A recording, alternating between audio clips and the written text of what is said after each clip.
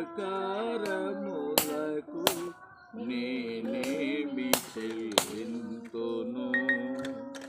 నీవు చేసిన ఉపకారములకు నేనేమి చెల్లింతును?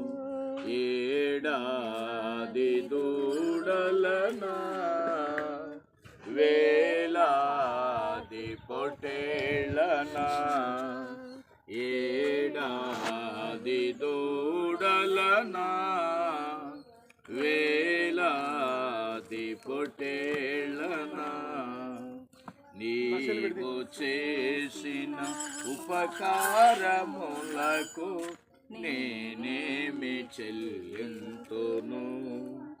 వేలాది నదులంత విస్తార తైలం నీకిచ్చిన చాలునా? వేలాది నదులంత విస్తార తైలం నీకిచ్చిన చాలునా? గర్భఫలమైన నా జ్యేష్ఠ పుత్రుడు నీకిచ్చిన చాలునా?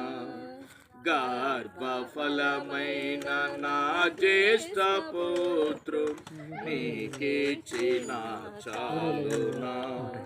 నీవు చేసిన ఉపకారములకు నేనేమి చెల్లింతును?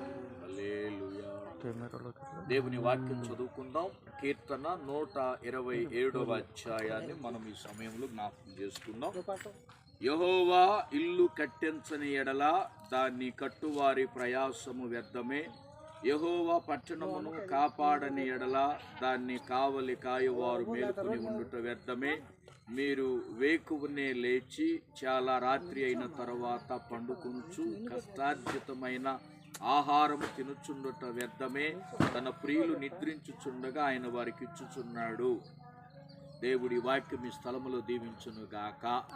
ఆమేన్. ప్రార్థన చేసుకుందాం. పరిశుద్ధుడు, ప్రేమగల తండ్రి, కృపగల దేవా, సర్వాధికారి, సర్వోన్నతుడా, సర్వశక్తిమంతుడా, శ్రేష్టమైన ఘనమైన పరిశుద్ధకరమైన నామానికి వేలాది కృతజ్ఞతా స్తోత్రాలు తెలియచేస్తున్నాను. ఈ సమయంలో అయా పాటలో మీరు తోడుగా ఉన్నందుకు స్తోత్రాలు చెల్లిస్తూ, వాక్యములో కూడా కీర్తన 127వ అధ్యాయం భక్తుడైన సొలొమోను గారు వ్రాస్తున్నటువంటి మాట, నీ చిత్తము లేకుండా ఎవరు ఇల్లు నిర్మించలేరు, నీ చిత్తము లేకుండా పట్టణమును ఎవరు కాపాడలేరు అని సెలవిచ్చావు. పట్టణమైనా, ఇల్లైనా, గృహమైనా ఏదైనా నీ చిత్త ప్రకారంగానే జరుగుతుందని సెలవిచ్చావయ్యా.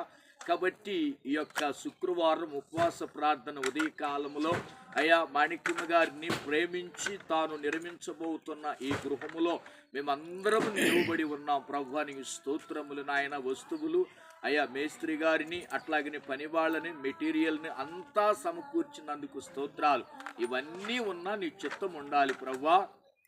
ఈ స్థలములో ఈరోజు మొదలుకొని నిర్మాణం పూర్తయ్యేంత వరకు దేవుని ఆత్మ ఈ స్థలములో పనిచేయునుగాక. ఆయనే ఈ స్థలములో నిర్మాణము జరిగించునుగాక.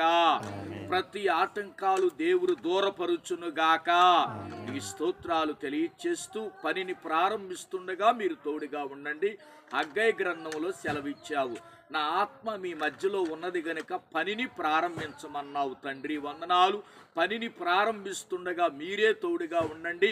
నిర్మాణం పూర్తయ్యేంత వరకు ఏ ఆటంకాలు లేకుండా సహాయం చేయమని, మేస్త్రి గారికి కూడా మంచి అభిషేకము, మంచి ఆరోగ్యము, జ్ఞానాన్ని, బలాన్ని కూడా దయచేయమని ప్రార్థిస్తున్నాను. వర్కర్స్ని కూడా దీవించయ్యా.